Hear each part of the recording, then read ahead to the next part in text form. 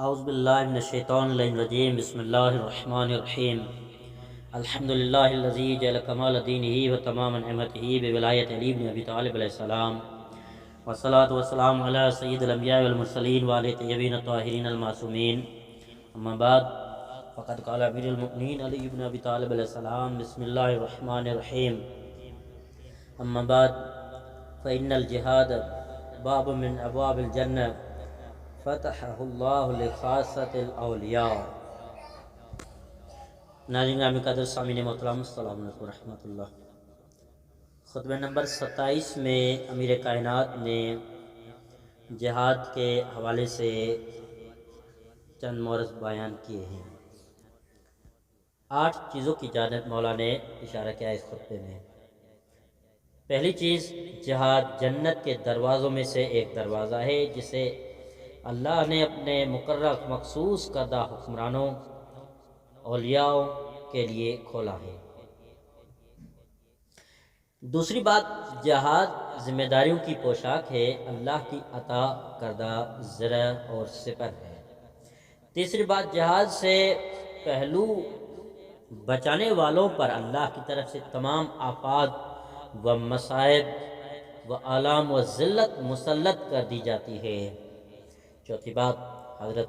علی نے جہاد کی تبلیغ اور دعوت میں انتہائی کوشش کی۔ پانچویں بات، مولا نے اس خطبے میں جو ارشاد کی ہے کہ وہ علی کے ساتھ ایسے مسلمان بھی تھے جنہوں نے جہاد سے پہلو تہی میں کمینہ عذرات روا رکھے اور علی کی سیاست و طرز حکومت کو بدنام کیا اور نافرمانیاں کیں، علی کے قلب و ذہن کو مجروح کیا۔ چھٹی بات کہ معاویہ کے چھاپہ ماروں کے نہتے مسلمانوں، عورتوں اور بچوں پر جلکار قتل عام اور لوٹ مار۔ ساتویں بات، حضرت علی کی جنگی و سیاسی پوزیشن و قوت فیصلہ۔ آٹھویں بات، غدار ساتھیوں کی مذمت اور پوزیشن۔ آئیے خطبے میں وارد ہوتے ہیں۔ سب سے پہلے مولا کائنات امیر المومنین علی بن ابی طالب علیہ السلام اس خطبے نمبر 27 میں ارشاد فرماتے ہیں، حمد و ثناء خداوندی کے بعد معلوم ہو کہ یقیناً مکمل جہاد جنت کے دروازوں میں سے ایک ایسا دروازہ ہے جس کو اللہ نے صرف اپنے مقررہ کردہ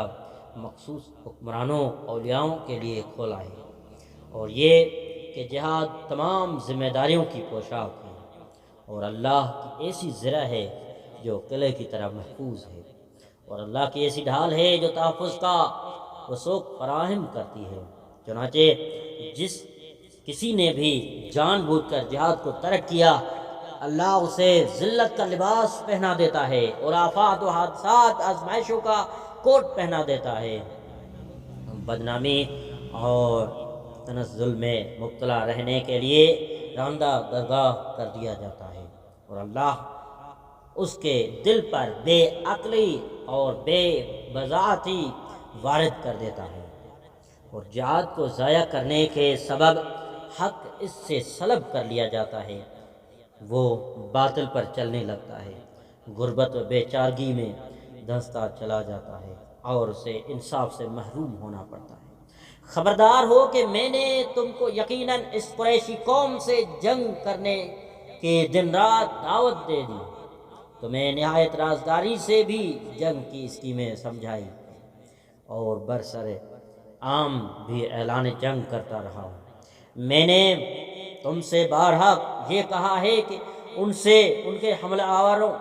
ہونے سے پہلے ہی تم جنگ کر لو۔ خدا کی قسم، وہ قوم ہمیشہ ذلت سے دوچار ہوئی ہے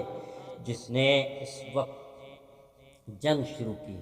جب حملہ آور دشمن ان کے گھروں تک پہنچ گیا، مگر تم آپس میں ایک دوسرے کو جنگی کارروائی کے لیے وکیل بناتے اور ٹالتے رہے۔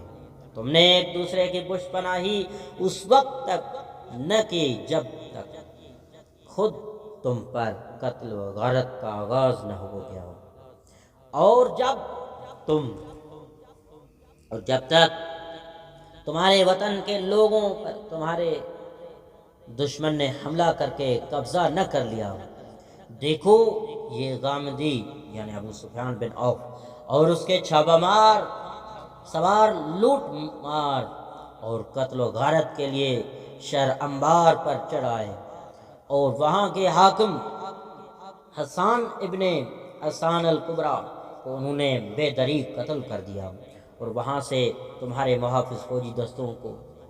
ان کے چھاونی سے نکال باہر کیا۔ اور مجھے تو یہ بھی معلوم ہوا ہے کہ ان کے چھاپہ مار دستوں کا ایک آدمی مسلمان یا ذمی عورتوں کے گھروں میں گھس جاتا اور ان عورتوں کے زیورات، پیروں کے پازیب، ہاتھوں سے کنگر، گلے سے گلوبند اور کانوں سے بندے اور ہم کے اتار لیتا ہے۔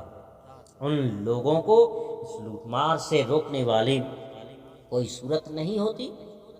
سوائے اس کے کہ وہ مظلوم عورتیں ہاتھ جوڑے منت اور رحم کی درخواست کریں۔ یوں وہ لٹیرے لوٹ کے مال سے لدے ہوئے واپس پلٹ جاتے ہیں، نہ ان میں سے کسی شخص کو کوئی زخم لگتا ہے اور نہ کسی کا خون بہتا ہے۔ چنانچہ اگر ایک مسلمان شخص اس بے رحمی، بے بسی و ظالمانہ سلوک پر صدمہ اور افسوس کرتا ہوا مر جائے تو اسے اس کی موت پر ملامت نہیں کی جا سکتی، اور میری رائے میں تو ایسا ہی ہونا چاہیے کہ سننے والے شرم سے مر جائے۔ مجھے تعجب بالا تعجب ہے، خدا کی قسم دل پر مدنی چھانے لگتی ہے اور سینہ غم سے بھرنے لگتا ہے جب میں یہ دیکھتا ہوں کہ قریشی قوم تو اپنے باطل مذہب اور منصوبے پر 100% متحد اور متفق اور مجتمع ہے، اور تم اپنے مذہب حق کے خلاف منتشر و متفرق ہو۔ تمہارا ستیہ ناش جائے، تم پر غم و اندو چھا جائے، تم تو خود ہی تیروں کا نشانہ بنے ہوئے ہو، یعنی خود کو ٹارگٹ بنا رکھا ہے۔ تم پر غارت گری کی جا رہی ہے، تم پر چھاپے مارے جا رہے ہیں، مگر تم غارت گری اور چھاپے مارنے کو تیار نہیں۔ تم سے بلا برملا جنگ کی جا رہی ہے، مگر تم لڑنے کو آمادہ نہیں ہو۔ اللہ کے گناہ اور نافرمانی کی جا رہی ہے اور تم اس پر راضی ہو۔ میں نے جب کبھی تمہیں موسم گرما میں ان پر دھاوا کرنے کا حکم دیا تو تم نے کہا کہ یہ انتہائی شدت کی گرمی کا زمانہ ہے، ہمیں اتنی مہلت دیں کہ گرمی کی یہ شدت کم ہو جائے۔ اور جب کبھی تمہیں موسم سرما میں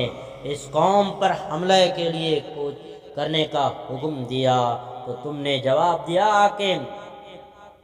کڑاکے کی سردی پڑ رہی ہے، ہمیں اتنی مہلت دیں کہ ذرا سردی قابل برداشت ہو جائے تب چلیں گے۔ یہ سردی اور گرمی سے بچنے کے بہانے دراصل سردی اور گرمی کی تکلیف سے فرار ہے۔ اور سوچو کہ جب تم سخت گرمی اور سخت سردی سے بھاگتے ہو تو تمہیں تلوار کی گرمی سے بہت زور بھاگنا لازم ہے۔ اے مردوں کے مشابہ نامرد لوگوں،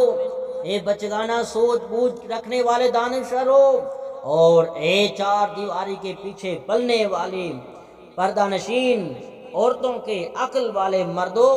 کاش کہ نہ میں نے تمہیں دیکھا ہوتا اور نہ تم سے میری جان پہچان ہوئی ہوتی۔ تم سے جان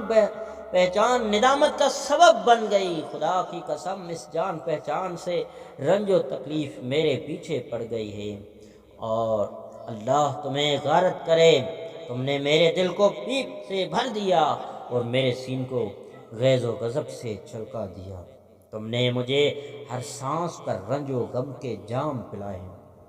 مسلسل میری نافرمانیاں کر کے اور مجھے میری پالیسیوں میں تنہا چھوڑ کر تم نے میری رائے اور فیصلوں کو بدنام کر دیا۔ یہاں تک کہ قریش ایسے گھٹیا لوگ کہنے لگے کہ یہ تو ایک حقیقت ہے کہ علی بن ابی طالب علیہ السلام ایک بہادر آدمی ہے، مگر اسے جنگ کا علم نہیں ہے۔ اس کے باپ خدا کے حوالے سے کیا ان میں سے کوئی ایک شخص بھی ایسا ہے جس کو مجھ سے سخت تر جنگی تجربات ہوئے ہیں اور اس میدان میں مجھ سے قدیم تر ہو. میں تو ابھی 20 سال کی عمر کو بھی نہ پہنچا تھا کہ جنگ و قتال کے میدان میں آ گیا تھا،